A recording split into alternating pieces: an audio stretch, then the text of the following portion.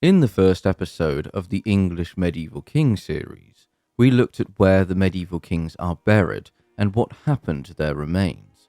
And not surprisingly, many of the kings' remains are still lost and may never be found, thanks to the worst king of England, Henry VIII, and the dissolution of the monasteries. One thing I didn't mention was what might happen if we did find any of the remaining missing kings. A good number of the lost kings are around Glastonbury and Winchester. Now, as of recording this video, I have visited and filmed most of these sites. The only exceptions are the English kings buried in France, such as William the Conqueror, Henry II, and Richard the Lionheart.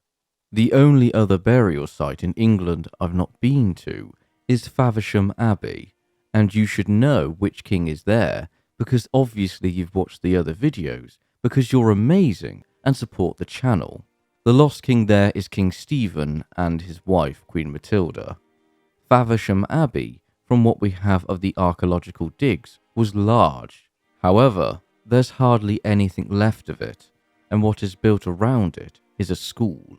There's the nearby parish church, which might contain King Stephen's remains. In my honest opinion, I don't think we will find any of the lost kings. The most famous medieval king we found in recent years is Richard III in 2012, and it's quite funny to read history books about Richard before his remains were found. They either mention his remains being lost or thrown into a river, which incidentally is another possible reason King Stephen's remains are lost. The discovery and reburial of Richard is an excellent way of predicting how potentially another king being found might transpire.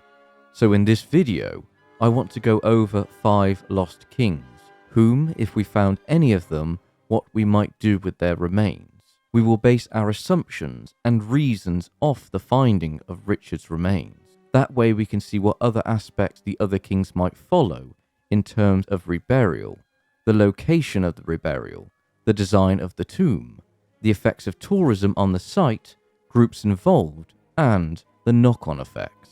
I'll be referring back to Richard's discovery a few times, but I'm not going into much of the archaeological side. This video is more based on heritage and tourism because that's my area of knowledge and work. Alfred the Great. Let's start big with the prototype King of England. Alfred's potential burial sites are all over Winchester. His tomb, which is most likely lost, as nothing remains of his final resting place of Hyde Abbey, apart from the gatehouse. Now, when I went to Winchester last year, I visited the nearby church of St. Bartholomew's, a 12th century church which was part of Hyde Abbey before its dissolution, and I spoke to the reverend there about the church and Alfred's supposed grave nearby, and she told me a story about how King Richard's discovery had an impact on the church. Long story short, people tried to dig up a grave that was rumoured to be where Alfred's bones were placed. The site was closed off for a time afterwards. The church today is like any other, but it's worth a visit due to the historic pieces from Hyde Abbey and the church's own history. I mentioned before that testing Alfred's DNA would be hard, but let's say they find some of his bones. The hype would be immense. I think surpassing Richard's finds, as Alfred is a more celebrated king than Richard. For the reburial, it would be a huge event, a massive gathering of people to see Alfred reburied. I would try to be there myself. Now, the location should be obvious. Winchester Cathedral. It's a fitting place for Alfred, and many of his successors are entombed there as well. Now for the design of the tomb. Because all of the kings I'm going to mention are from the Middle Ages, I would like to see their tombs look similar to other medieval ones, where there's an effigy of the king on top of the tomb. For example, King John's is a fine template. This leads me to a complaint I have when I visited Leicester, where Richard III is entombed. The tomb. The design of it is bad. It's too plain for what a medieval king Richard was. It should have an effigy of Richard, and we could do a really great one because we know what Richard looks like. Anyway, back to Alfred. Inside Winchester Cathedral, a good location for Alfred's tomb might just be behind the high altar, or even near the high altar. It's all hypothetical anyway, and would be up to the Archbishop of Winchester, or even a public vote. For tourism, Winchester is already a popular place to visit. For me personally, the amount of medieval history still in Winchester is amazing. They still have the medieval city walls, bits of the castle, and of course, plenty of historical churches, plus the ruins of the Bishop's Palace / Wolvesey Castle. And of course, this can all be seen from St. Giles's viewpoint overlooking the city. So Alfred being found would just elevate the tourism even more. But I could definitely see the city taking full advantage of the fact that they have a tomb for Alfred the Great, as in the last few years, Alfred's popularity has gone up, as he's been featured in a few TV shows and major video games. For groups involved, reenactors would have a field day recreating Alfred's time, as it's a lot cheaper to portray than, say, the Tudor period. The knock-on effect of finding Alfred would be similar to Richard's, where the public or universities would look at the locations of other kings. Plus, archaeological technology is expanding. One innovation is LiDAR, laser imaging detection and ranging. Athelstan, grandson of Alfred the Great. Athelstan is located in Malmesbury, a town in Wiltshire.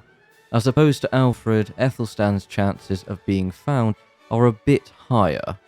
We know he was entombed in the abbey there, and at some point possibly during the Reformation his bones were lost, as the eastern end of the abbey was torn down and only the outline of the building connecting to it is visible. Now, if we did find Athelstan, again, DNA testing would be a problem. But Athelstan, I think, would be placed into his late 14th century sarcophagus, as we know Athelstan's choice of burial was Malmesbury, so it makes sense to place him back where he belongs. I can't foresee any groups objecting to that. Whether or not the abbey would want to change his tomb or redesign it, as the current location is towards the back of the church. There is space near the high altar in order to create a space that separates it from the public, as the tourism coming from finding Athelstan would be huge, on the level of Alfred's. Athelstan is the first king of England, after all. Similar to Winchester, Malmesbury is a popular destination for tourists.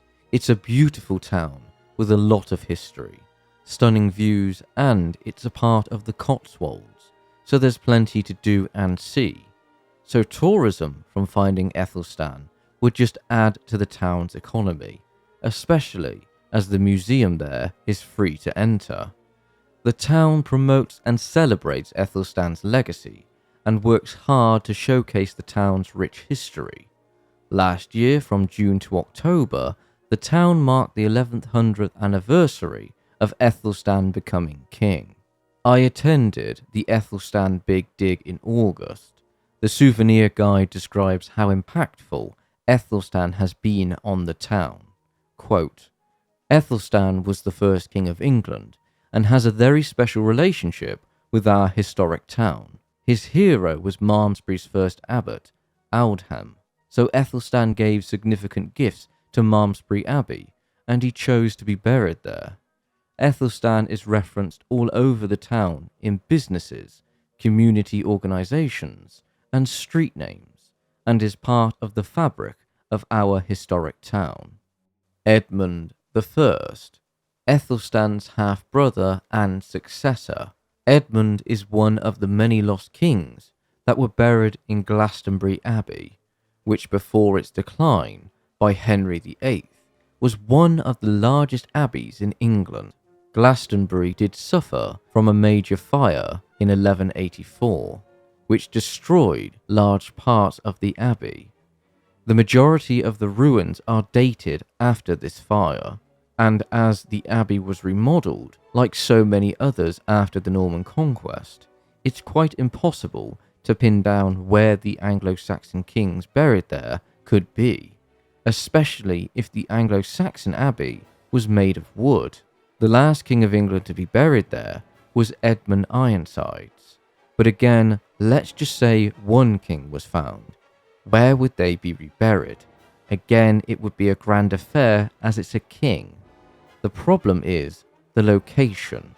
There's not really anywhere in the Glastonbury Abbey ruins for them to go, unless a new shrine was built. But as the Abbey is a Grade 1 listed building, I can't see permission being granted. Although, the site around the Abbey is quite large. One nearby location is Wells Cathedral, which in my opinion is one of the most stunning cathedrals I've ever seen. It's amazing, and an ideal location for any medieval king to be reburied. Not much further is the ancient Roman city of Bath, where King Edgar had his grand coronation. Edgar was also buried at Glastonbury. This is one of the major issues, is where Edmund could go. While Edmund's wishes may have been to remain at Glastonbury, if the site could not be made suitable for the remains, then there could be a public campaign for his reburial somewhere else. Or, if it got particularly difficult, then the courts might have to decide. We can refer to the whole saga of Richard's remains being argued over where to bury him. Some groups were arguing over that as a Catholic king, he should be buried in a Catholic place, or somewhere in the north of England, where Richard's presence was for many years. Regardless of all the arguments made, it all comes down to one thing: money. Tourism in the area the king is buried in would see an immense boost in revenue, particularly a famous king, which Richard was. I'll be honest, I only visited Leicester because I wanted to see Richard's tomb, but in fairness, the Richard III Visitor Centre is a top-notch, fantastic museum. The accessibility the museum provides is one of the best. I highly rate it. But going back to Edmund, the issues of finding somewhere to rebury him would be tough, and many different groups would come forward with their own idea on where to rebury him. King Stephen, perhaps the most forgotten king out of the five, as his original burial site is now mostly gone. There's the nearby St. Mary of Charity Church, which could be a decent site for Stephen's reburial, or even Canterbury Cathedral, as it's not far from Faversham, or even Westminster Abbey, as London is not far either. The problem is that King Stephen's wishes were to be buried at Faversham Abbey, because he and his wife, Queen Matilda, founded the abbey and supported it, so to move him away from his original tomb would have been against his wishes. That's why I suggested the nearby St. Mary's Church, as it was originally part of the abbey. If we did find King Stephen, it would be easier to get a DNA match due to Stephen being a grandson of William the Conqueror. As for the design of the tomb, again, Stephen being a medieval king means an effigy of him would be the best course of action, in my opinion. As while I mentioned before about King Stephen being a rather forgotten king in English history, if we did find him, his profile would be boosted immensely, and there probably would be a hell of a lot more YouTube videos about him, podcasts, books, and merchandise. The one thing I'm quite envious of in the American heritage sector is the Presidential Library museums. I would like to see a number of museums dedicated to each king, so one made specifically for King Stephen would be a nice idea. Although, we could argue that the abbeys some of the kings founded were their American equivalent of Presidential Library museums.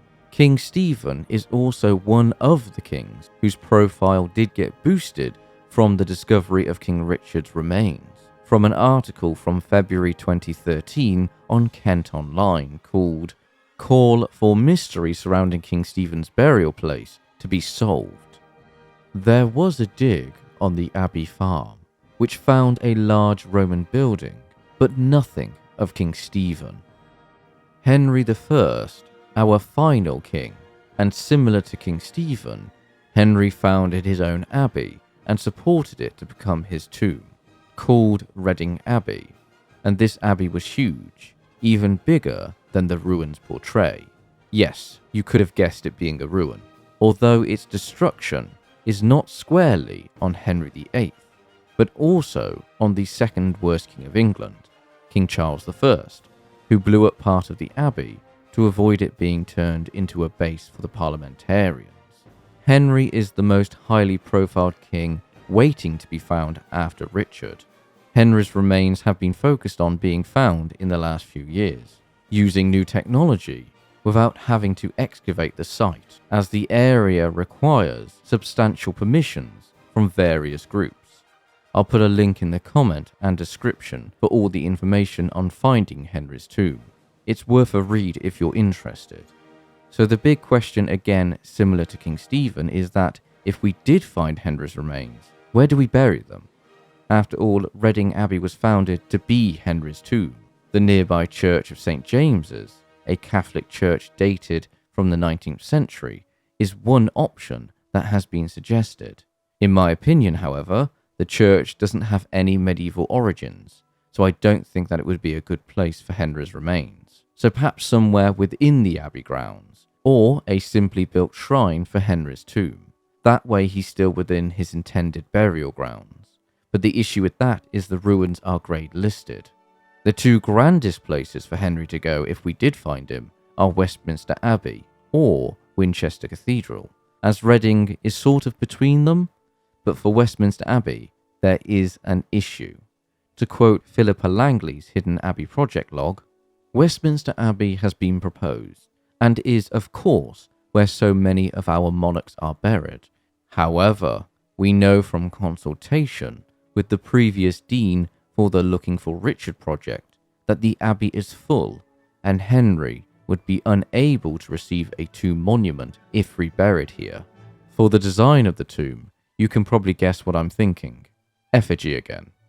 As for tourism, Reading has the famous Reading Music Festival, but I doubt many people who go to that festival have much interest in medieval kings. Reading itself has some lovely museums. The Museum of English Rural Life, the Reading Museum, which has a bunch of artifacts from the abbey, and the Victorian version of the Bayeux Tapestry. But most importantly, the museum has a part dedicated to delicious British biscuits, so Reading is worth a visit.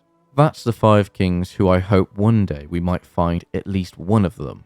If you enjoyed the video, give it a like and let me know your thoughts on some of these lost kings.